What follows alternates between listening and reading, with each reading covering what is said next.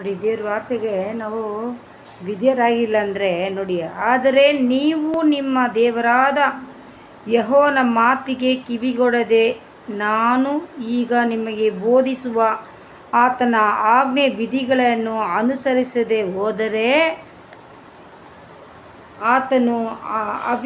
ಆತನ ಆಜ್ಞೆ ವಿಧಿಗಳನ್ನು ಅನುಸರಿಸದೆ ಹೋದರೆ ಈ ಅಶುಭಗಳು ನಿಮಗೆ ಪ್ರಾಪ್ತವಾಗುವುದು ಅಂತ ದೇವ್ರ ವಾರ್ತೆಯಲ್ಲಿ ಹೇಳ್ತದೆ. ನೋಡಿದ್ರಾ, ನಿಮಗೆ ಊರಲ್ಲಿಯೂ ಅಡವಿಯಲ್ಲಿಯೂ ಅಶುಭ ಉಂಟಾಗುವುದು, ನಿಮ್ಮ ಪುಟ್ಟಿಗಳಿಗೂ ಕೊನವಿಗಳಿಗೂ ಅಶುಭವಾಗುವುದು, ನಿಮ್ಮ ಸಂತಾನ ವ್ಯವಸಾಯಗಳಿಗೂ ದನಕರಿಗಳಿಗೂ ಅಶುಭ ಉಂಟಾಗುವವು, ನೀವು ಕೆಲಸಕ್ಕೆ ಹೋಗುವಾಗಲೂ ಬರುವಾಗಲೂ ಅಶುಭ ಉಂಟಾಗುವುದು, ನೀವು ದುರ್ನಡತೆಯುಳ್ಳವರಾಗಿ ಯೆಹೋವನನ್ನು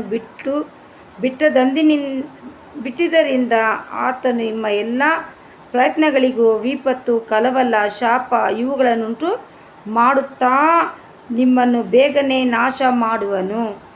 ವ್ಯಾಧಿಯು ನಿಮಗೆ ಹತ್ತಿಕೊಂಡು ಇರುವಂತೆ ಯೆಹೋವನು ಮಾಡಿ ನೀವು ಸ್ವಾಧೀನ ಮಾಡಿಕೊಳ್ಳುವುದಕ್ಕೆ ಹೋಗುವ ದೇಶದಲ್ಲಿ ನಿಮಗೆ ಒಬ್ಬರು ಉಳಿಯದಂತೆ ಮಾಡುವನು.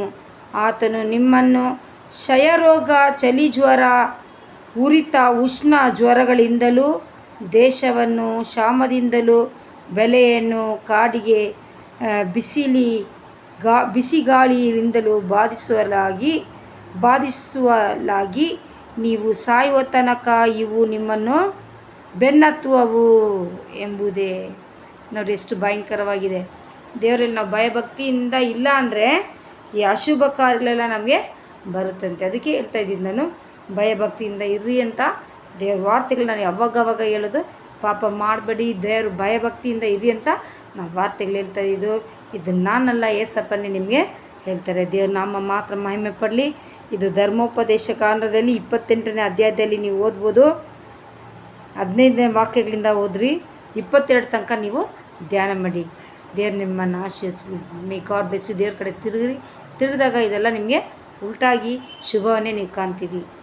ದೇವ್ರು ನಿಮ್ಮನ್ನು ಆಶೀರ್ವದಿಸಲಿ. ದೇವ್ರ ವಾರ್ತೆಗಳಿಗೆ ಭಯಬಿಡಿ. ಮನುಷ್ಯನಿಗೋಸ್ಕರ ಓಡಾಡಬೇಡಿ, ದೇವ್ರಿಗೋಸ್ಕರ ಓಡಾಡಿ. ದೇವ್ರನ್ನ ಹುಡುಕ್ರಿ, ಲೋಕನ ಹುಡುಕಬೇಡಿ. ಲೋಕ ಕೊಡುವಂಥ ಸಂಬಳ ಮರಣ.